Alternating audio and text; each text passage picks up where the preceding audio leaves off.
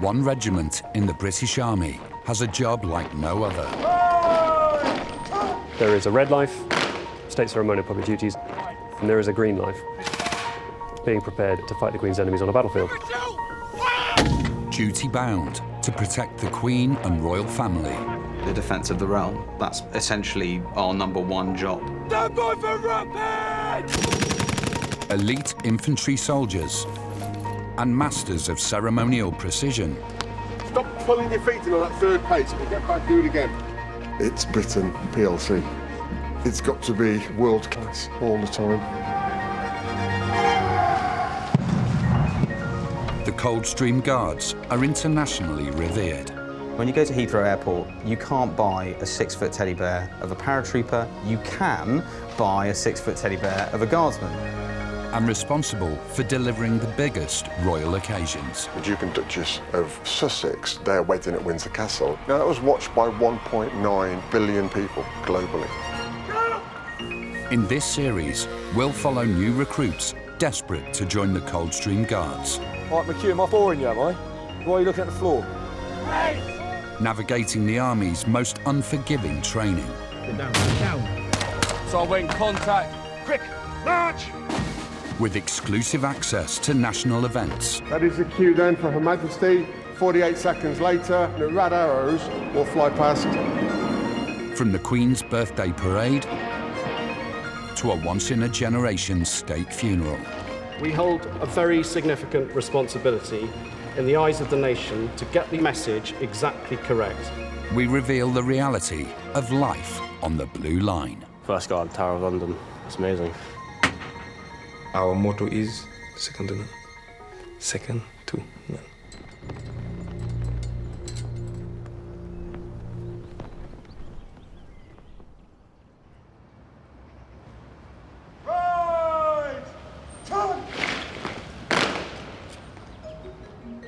The Coldstream Guards are the oldest continuously serving regiment in the British Army. Along with the Grenadier, Irish, Welsh and Scots, they form the Queen's Guard. Since 1660, they have been protecting the monarch and have operated all over the world. But home is London, Wellington Barracks. Quick, march! Built next door to Buckingham Palace, it's home to the Guardsmen of No. 7 Company Coldstream Guards. Stop pulling your feet in on that third pace and do 3 paces and get back, do it again. I want 3 pace distance between each individual. We're running state events all the time. Things like Trooping the Colour, Festival of Remembrance, state visits, weddings. You just can't get that wrong.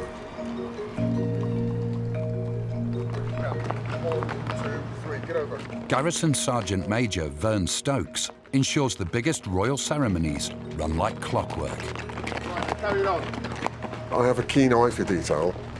I have an almost encyclopedic knowledge of drill and state occasions, and that helps me in all aspects of designing these large events that we deliver here in London. Guard of honour will form 2 ranks. Form 2 ranks. Stokes is pushing the Guardsmen to formation march with absolute precision. I've got the best job in the army. I've met all members of our family. It's a huge privilege. Who'd have thought that, you know, this 16-year-old lad from Shropshire, when he left school with no qualifications, would be in this particular position, you know, 34 years later. Certainly worth pinching yourself on a daily basis. With the biggest summer ceremonial events fast approaching, the Guards must be flawless.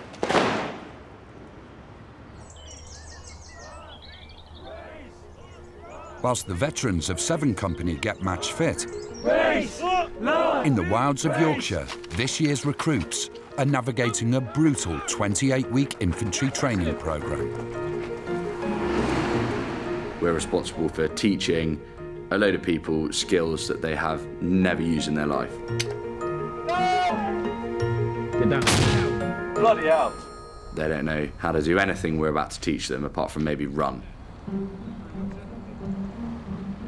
It's the largest garrison in the British Army. turning out 450 of the finest infantry soldiers, which supply the Queen's Foot Guard regiments. Recruits must master infanteering. Good shooting, 3 out of 3. As Foot Guards, Coldstreamers must master all ceremonial foot drill. March! Open! Order! From right at the beginning, they practiced their drill to a higher standard than the other companies here at ITC Catterick. Major General Section, Shen! 25 platoon have been in training for 5 months, many aspiring to become Coldstream Guards, like 26-year-old Rob Cheeseborough from Hull. My dad served 26 years in the Coldstream Guards.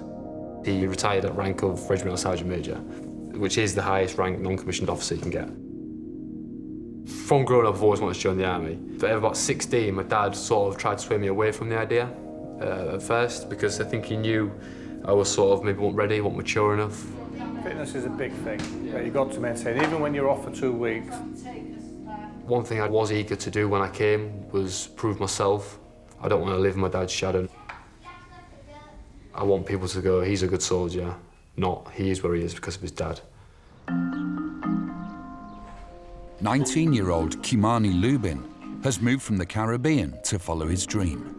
If you ask anybody about the Coldstream Guard, they'll tell you. Tip-top, boots, tunic, bearskin. When I look at these guys with so much pride, standing upright at all times, to be dreaming of this for all these years and then finally you hear like it's not real. Good. We believe we are, as a body, the best soldiers in the British military. Our motto is second to none. Second to none. That's how it needs to be, yeah, when you come in. If not, you'll just smash up each other's boots. 18-year-old Joel Hodson is from North London. I seen a parade, might have been trooping the colour, and I just remember looking at them as being like, wow. I've always been a bit of a loner, because I'm not good at like going up to someone introducing myself, being like, I'm Joel, and like, this is awkward for me.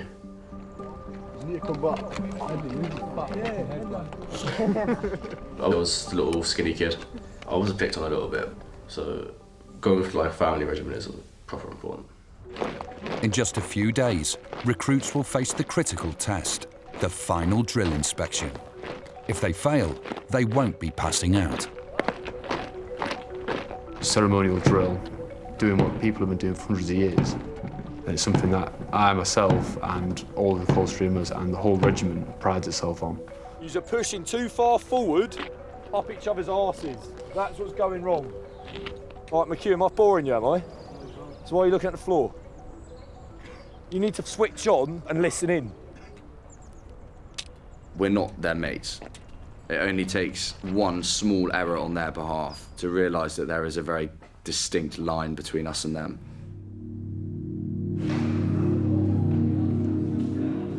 Hodson is struggling. Not many people like drill. By the end of the session, your arms like shaking like that. Fucking hate it. Yeah, that's what makes a guards, we're best at drill.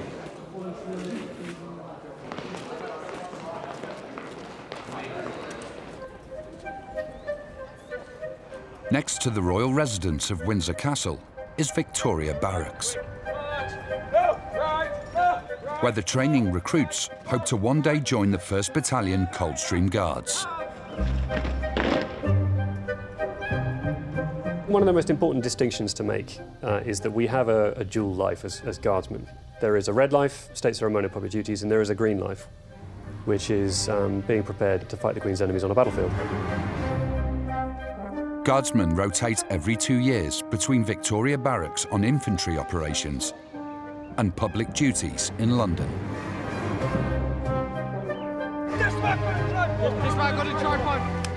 The Coldstream Corps of Drums are preparing to return to a ceremonial role. With drums or guns, you can say we're the noisiest platoon in battalion, and people ain't going anywhere without us because you can't move on the battlefield without fire support and you can't move on parade without music. telescope facing upwards. You just level it off. Tony Oliver is the platoon's drum major. So the drum major is the most senior non-commissioned officer of the platoon. You're the one trying to steer the ship, effectively. I've been deployed to Iraq and Afghanistan. That's me there. Obviously done several exercises overseas. There's me stood on that side. And that's me there on the mace as a drum sergeant. So this is what the drum major will use out the front of the corps or the band to basically control the music and control the troops with marching. But then they have obviously your own cap star or cap badge depending on what regiment you are. They've got the Royal Cipher on them, and then these are all battalions' battle honours. It's where the regiments fought with distinction. Lads, shut up. The Corps will need to pass a key inspection before they can return to public duties. The command officer's inspection, which is in the afternoon, and again that will run as per next Tuesday. All right. So we've been predominantly a machine gun platoon for the past couple of years, and so now we're getting ready to sort of retrain or blow off the cobwebs, so to speak, in terms of our musical capability. So the pressure's on to get back up to scratch with music and marching. They're far from ready. Slow, march. No, stop, again. Yeah, together, you know it's coming in. Bang, up, bang, down. You guys just need to have that panache, so as soon as you hear that first beat, it's literally, you're up. 18-year-old flute player Luke Wall is from a long line of drummers. I feel like I was always destined for the army.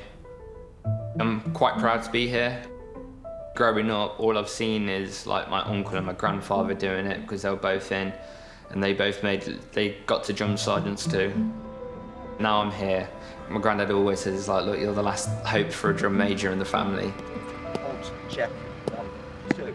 Everyone happy? Do you know whose cane this was? So what does that say there? Presented by Wall, Michael Wall. Who's that?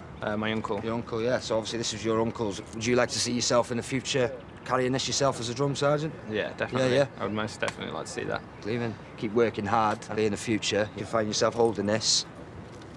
Drummers, blow in their centre. Quick, march! That was new to me right there. Like, I didn't even know he still had a cane presented to him by the Corps of Drums still here. So it's quite nice to see. I'm just not a fan of the drill. Like, it's one of those, like, the blue line's coming up soon, so I've got no choice, we'll do it.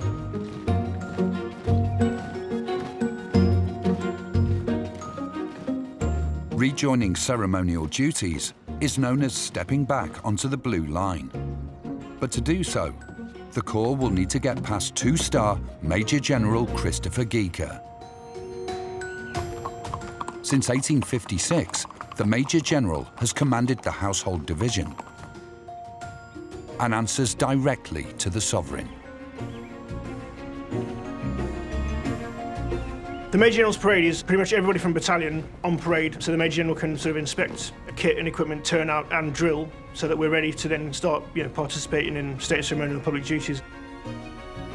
And then down. Yeah, perhaps a bit more work in the action with that one.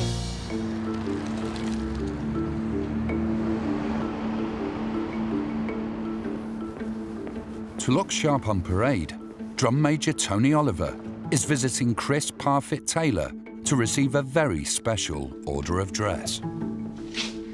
G'day, sir. Drum Major Oliver. The Drum Major's state dress is an ancient court garment still worn on all parades where Her Majesty is present. The Drum Major's state dress is definitely one of the most expensive uniforms that the British Army actually make. It's real gold. Yeah. You can normally tell by the touch. So if it's cold to the touch, then oh yeah, you're right. Yeah, you can feel the difference in temperature on the material, because of the metal. Once it's all together with your riding cap and your sash and your star and everything on there, it does look pretty impressive.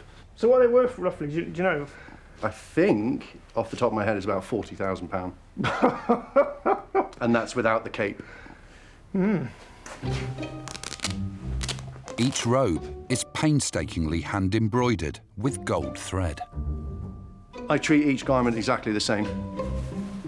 I don't see price, I don't see quality, I see how the person looks at the end of it. It's strange. I think it makes you feel like you're a child again when your mother used to dress you. You will always need someone to help you dress because of the restriction of movement, especially when it comes to putting your crossbelt on, when it comes to putting your sash on. It's actually not a bad fit. What about your movements? In fact, yeah, so having a mace up like that, that's actually quite comfortable. For now. For now, yeah. In the old days, the drum majors said they'd all be the best musicians. Looks good. You know, the drum majors could be called to perform for the royal household. So I believe that's where the state dress comes from. The state dress is quite an eccentric piece of clothing, but if you went back a few hundred years, that was just the normal daily get-up for people working in the royal household. It does feel strange. It looks like you've come out of a time machine or something.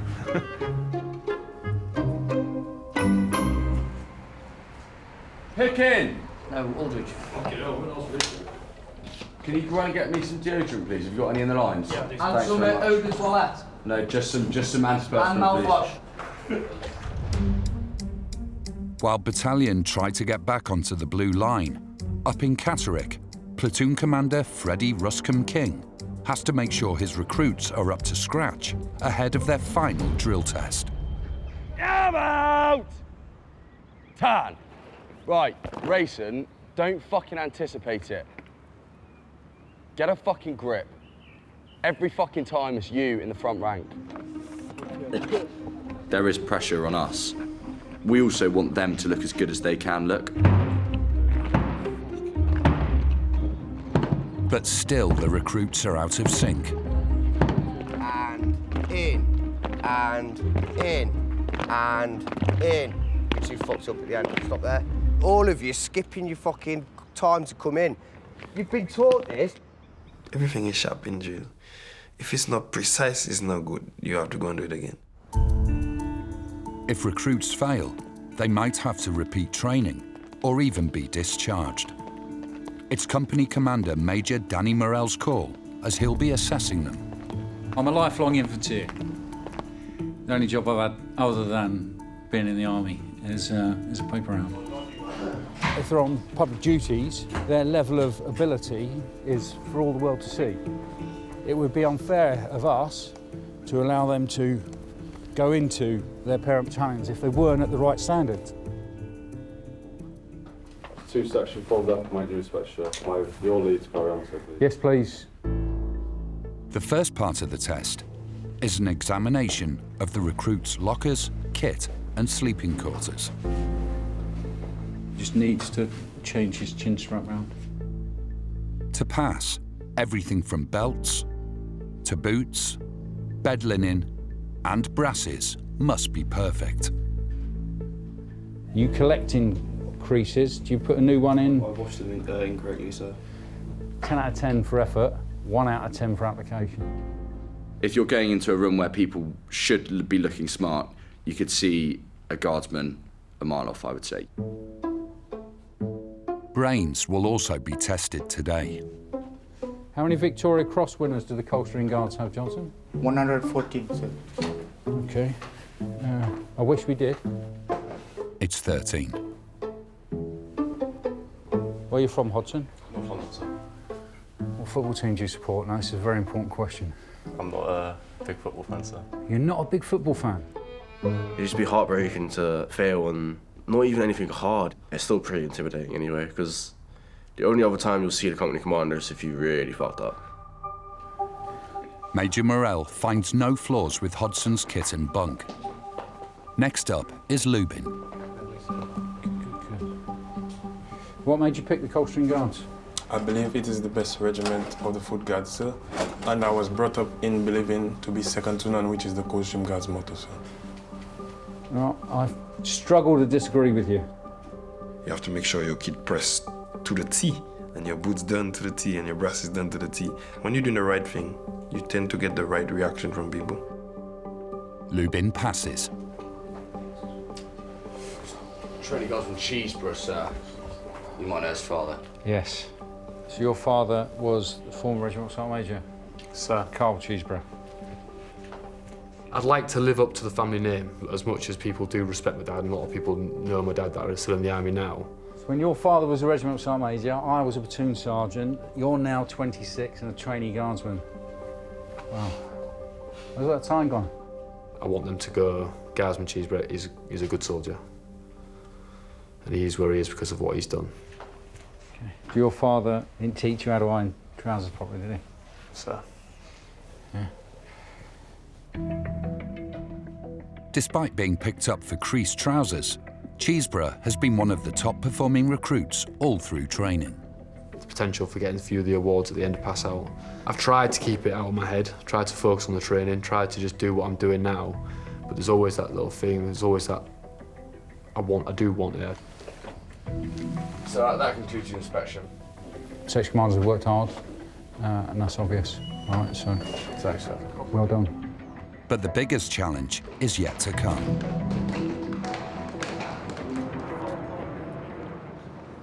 Once we sort of get to where the coaches are, we need to start left wheeling. Back at Windsor, Drum Major Tony Oliver leads out battalion for one last chance to prove themselves before facing the Major General. You mind? Yeah, nice one. If Commanding Officer David Marsham doesn't resolve any issues today, he'll be answering to one of the Queen's most senior officers. It comes down to standards. And a really good example of those standards is in how we dress and how we perform.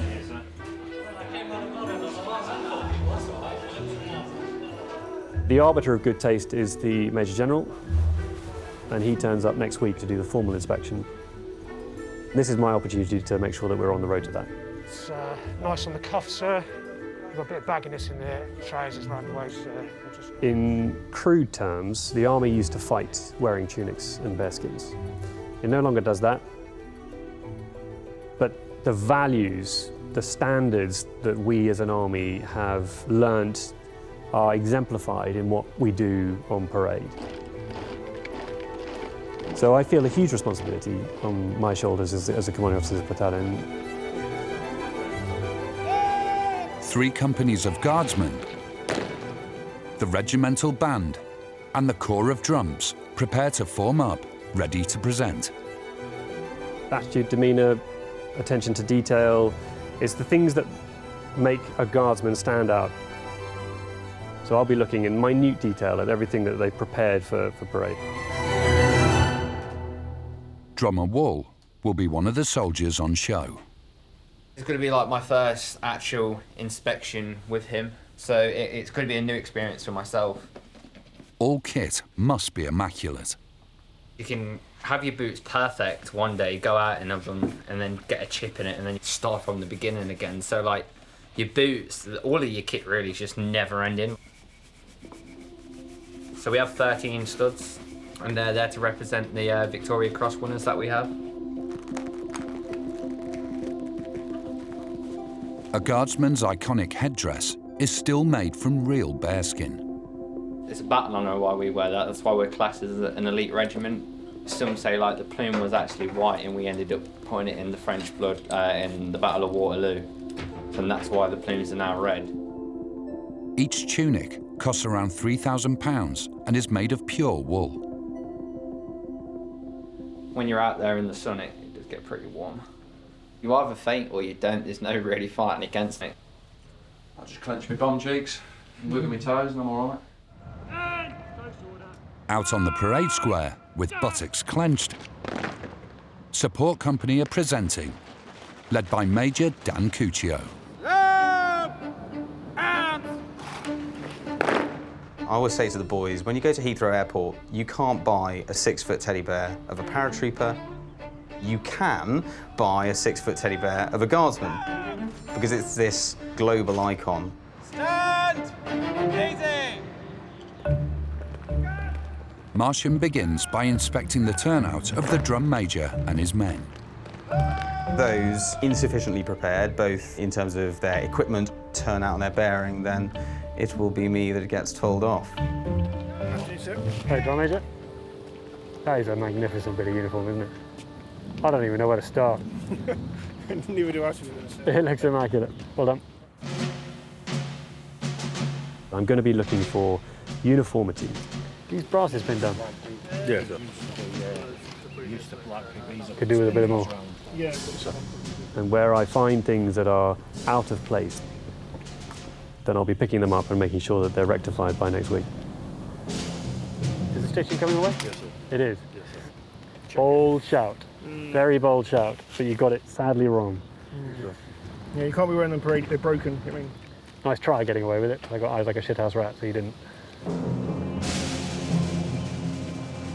Guardsman Wall is next to be inspected.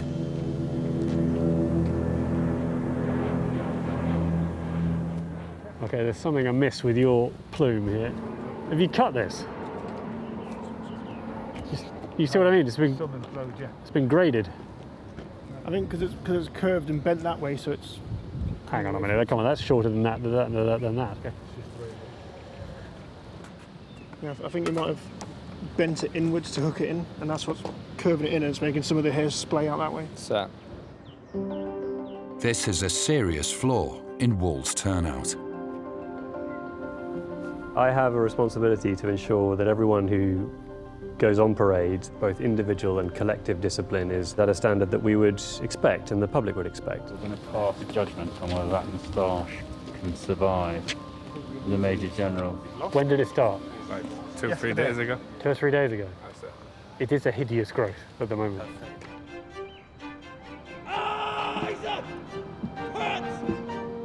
Inspection over, but there's still a lot to improve on if the battalion are to meet the standard of excellence expected on parade. Long afternoon. Some things went well and some things went less well. And they've now got the rest of this week to work on those points, to show better and to do better in their kit. I got picked up because they thought I cut my plume, which I didn't cut my plume. Where I had the pin in, it was bending the plume, so it was pushing out like that. And because it was pushing out like that, you've got all these ones here, which they thought I cut it. Answering back to the army, like, you'll get yourself in more trouble than what it's actually worth. That's how it is. You just have to suck it up. Got on Tuesday, Major General, that's like the final one. If you've wrong on that, then you pretty much, you had it really. And if he doesn't decide our kit ain't ready, then we won't be doing the ceremonial duties.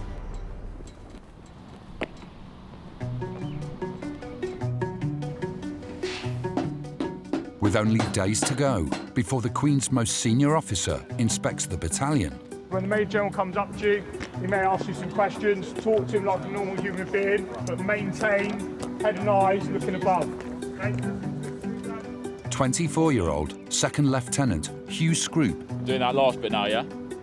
will welcome the Major General with a quarter guard of honour. Quarter guard.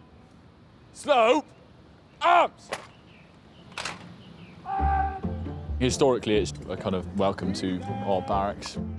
They were all expected to be turned out immaculately and have great precision with our drill movements. We've got to set the standard and continue like that throughout the rest of the day and hopefully get the big pass to continue ceremonial duties for the next couple of years. A little bit of pressure, but I'll try not to let the nerves get to me. Not a bad effort, but we'll run through it. The devil is in the detail. Maybe you should wash your bare skin. I was on the drill scale. Sorry, just because you washed yours yesterday. What did you wash it with? Head and shoulders. Head and shoulders? Yeah. Anti-dandruff? Of course. I'm more concerned about the inside, actually. The amount of heads it's been on and the years it's been in existence. Some people have got bare skins that are over 100 years old, I think. I mean, some of them are as young as 1. Ours are bigger. The taller, slightly longer haired skins are kept for the officers. Guardsmen get slightly shorter skins, and you see they wear them with a red brush, whereas we wear them with a red plume, just because, you know, the one-up game is strong. In, open order, right, dress! We are representing the Queen, so we need to ensure we do that whilst we are as best dressed as possible. A tall man always struggles to look smart. Oh, no. The pinnacle of the ceremonial season is the Queen's Birthday Parade, held in June every year. This year's celebration will be unique. Oh, you right? At Hounslow Barracks in London, all officers involved have been summoned to a high-level briefing. Myself and the Brigade Major have produced a plan which we think is suitable. That's been submitted to the Queen. I'm going to deliver them a set of orders, in particular the Coldstream Guards, who are going to run the delivery of the training for this event, to then get everybody up to standard. That is the cue then for Her Majesty to leave the Sovereign's entrance and take her position on the Royal Pavilion. The clock strikes 1100 hours, Royal Salute, present arms, the National Anthem plays. 48 seconds later, slope arms, shoulder arms, and then the rad arrows will fly past. We're still in the crisis of the pandemic. Of course, we can't do things normally. So that's been my problem, to develop a plan with a bit of pragmatism to make sure that we deliver a world-class event on the 12th of June. The Brigade Major outlines a radical new blueprint for the event. It is a unique parade. It's never been delivered before, and therefore you need to be patient and accept that there will be some change.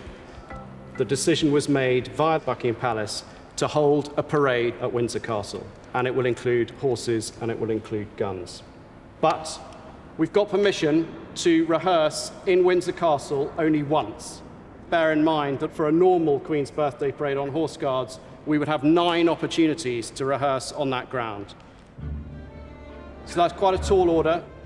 Our plan is to deliver a poignant, fitting parade, and at all times we will be conscious we hold a very significant responsibility for the royal family, in the eyes of the nation, to get the message exactly correct.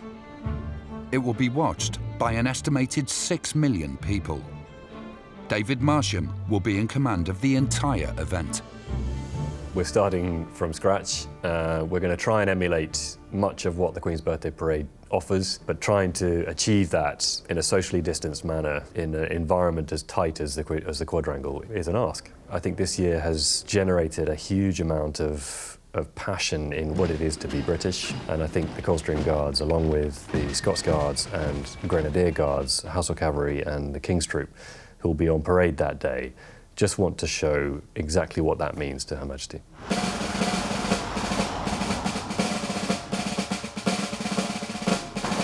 Drummer Wall has just hours to prepare for the test of his life.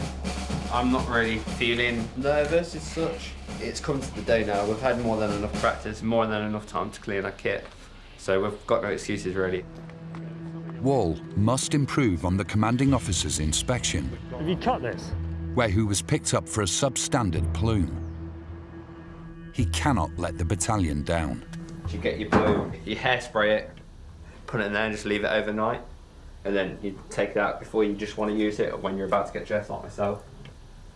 And it just makes it all so it's actually all together rather than bits everywhere.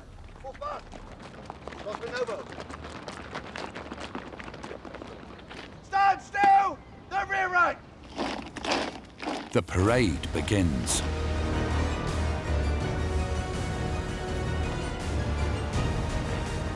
I like the fact that they're playing Star Wars, kind of Darth Vader as the Major General goes around. I think that's very appropriate. A Sith Lord. General! Salute! Present! Arms! He is a really meticulous individual. Stand! Easy! And he has an eagle eye for anything that's not quite right, and he'll spot it. Closely followed by his escort, the inspection starts. It doesn't get any higher than a Major General's inspection. Nobody wants to get it wrong. And I would expect all Coldstreamers to be delivering the highest possible standard. Every piece of equipment, every piece of clothing worn by the Guardsmen needs to be immaculate. Top link of the curb chain's got the black mark on it, you said? Seen, sir. Hasn't been polished off. Drummer Graham. It's the same on this side. That's a dirty curb chain, please. Drummer Graham, incorrectly clean curb chain, sir. The Major General, he's the author of these great parades that we do. He's the one that reports to Her Majesty. He's got to be able to look the Queen in the eye and say his foot guards are ready to deliver on the state occasions throughout the rest of the year.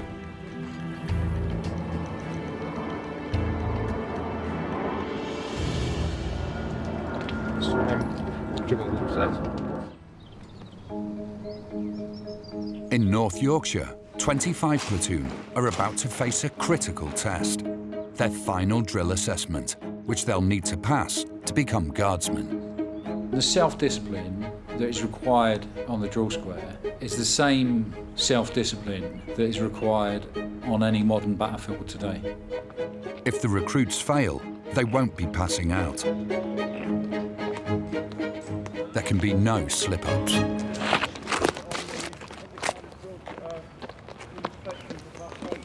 So I have your leave to join the parade, sir. Yes, please, thank you. Yes, sir. So you just earned the film crew £250 there. I don't think they got that, luckily. Right, yes! Right, yes! Got to instill in them, on the precautionary word of command, to start stepping short. Having scraped a pass, marching as a body of men. That concludes the marching in slow and quick time. Would you like to see any more, sir? No, Sergeant Harris, thank you. Each recruit now has to prove their individual foot drill is good enough to mount guard at Buckingham Palace. Cheeseborough is assessed. I like drill. The history that comes with it, what you're representing, it's a massive aspect of life in Guards. The biggest thing you're feeling when you're out on that square, don't mess it up. So because they're not digging the heel in, they can't hear each other, and that's why they're losing the timing. It's only 2 months away potentially, and I'm in Wellington Barracks in London in front of hundreds of thousands of people, doing the same drills I'm doing now on the square, but in front of all them people. Would you like to see any more, sir? No, I'd like to see him again, though, please. Cheeseborough has failed. All eyes are now on Hodson. If someone tells you they like drill, then they haven't done company commanders. Some fucking shit. Arm shoulder high, like knees up 45 degrees and it's like, and he's just like, I'm fucking doing it, leave me alone. See those two again. Hodson fails as well. Detail always matters. If we say, OK, it doesn't matter where your thumb is, the evolution from that is, oh, it doesn't matter where your hand is. And before you know it, everyone's roughly carrying out a similar drill movement, and that's not what we're after. Now it's Lubin's turn to show. You have to be uncomfortable doing drill. Nobody feels comfortable standing with the neck to the back of the collar, chest puffed out. What Guards doing drill-wise is televised. So if you fall short, that with you for the rest of your life.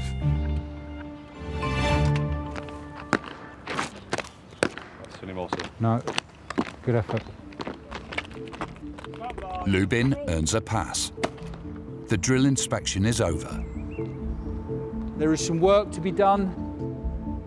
There's a lot of nervousness, lack of effort, and the vast majority of you are having a re-show again. Those who failed will be thrown a lifeline and will be given another chance to pass the test. You've got to be willing to hold your hands up and admit when something went wrong. People just have to show more pride in doing their drill. Because remember, any battalion you go to in the Foot Guards, you're going to be right there on the front. People are going to be there, looking for you to make a mistake, waiting for you to just happen to about turn on the wrong direction and be like, that's a Guardsman, look at him, doing nonsense. People think like, oh, it doesn't look that hard, but fucking hurts your shoulders, your arms, your legs. You just feel yourself start shaking and you're just like, oh, fuck. I was hoping I was gonna fucking faint, so I could just move.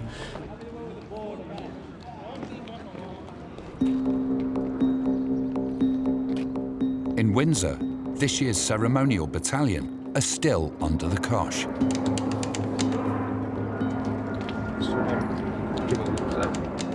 Drummer Wall has been singled out.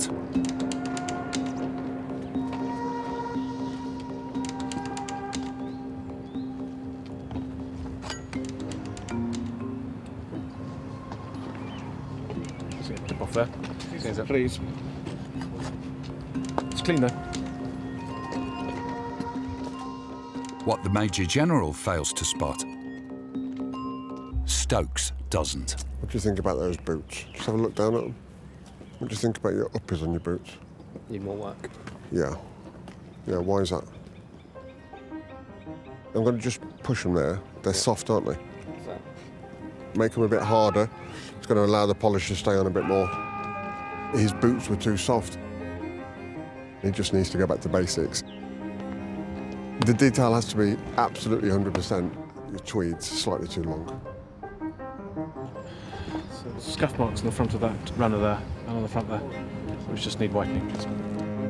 It teaches the soldier that attention to detail is everything.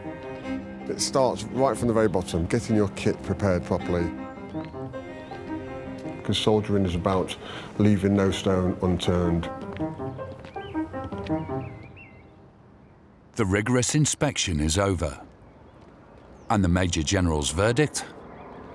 By and large, that's a well-turned-out company. Well done. Thank you very much. There's a lot of work gone into that. Good buff belts, curb chains. The tunics are a better fit than we've seen, I think, on some of the incremental companies as well. Thank you very much. May I go, Mr. Carroll, please? Yes, please. Well done. Phew, it's done. Bit of a relief. I was worried, but we did it. You know, standing proud and showing off effectively. The Major General seemed really happy. A few minor things here or there. Drummer Wall's boots needed more work on the uppers. There were a few haircut issues. But for Drummer Wall, today has been a big disappointment. That seemed like a constant pick-up point of it was people's boots. That was everything I got picked up for. I spent all that time on it and still got bagged, but I don't know, it sort of just happens, you just get on with it. He'll pass it off that he's all right about it and he was like, it is what it is kind of thing, but he'll be annoyed. Especially in special, like, everyone gets gutted to a degree. Like, you brush it off your shoulders and like, I don't give a fuck. But like, deep down you think like, you could have done better. His toe cap's still like fairly shiny, as you can see, but his uppers here are like dull. And even though we've been stood out there and they've like melted a little bit in the sun, you can still see the difference between the toe cap and the upper. So the upper's like all of this part here. And that's just soft as, like flexes easy. And that is way too soft, it's like a normal trainer, and it needs to be like hard, like rock solid so you can polish it properly. It is disappointing to see like someone to get bagged on inspection as such by the Major General. He's going to need like more bringing on. He needs to be shown how to do things a bit better just to make himself a bit smarter on that parade. There's an awful lot of hard work gone into that. And of course they've got a busy year to look forward to. You know, they're going to be part of the Queen's birthday parade, and state ceremonial will only get bigger. And lots of those guardsmen that we inspected there today will find themselves in front of Buckingham Palace conducting changing the guard. So it's really important that you know, we've got the confidence that they can do that. Next time. It is with deep sorrow that Her Majesty, the Queen, announces the death of her beloved husband. He was a grandfather figure to the nation and right-hand man to our sovereign for nearly 8 decades. We really want to make sure we get this right. In the wake of national tragedy, the Guards' first major ceremonial test is the biggest in living memory. Once in a lifetime opportunity to say that you've took part in a state funeral, especially with His Royal Highness Prince Philip, Duke of Edinburgh.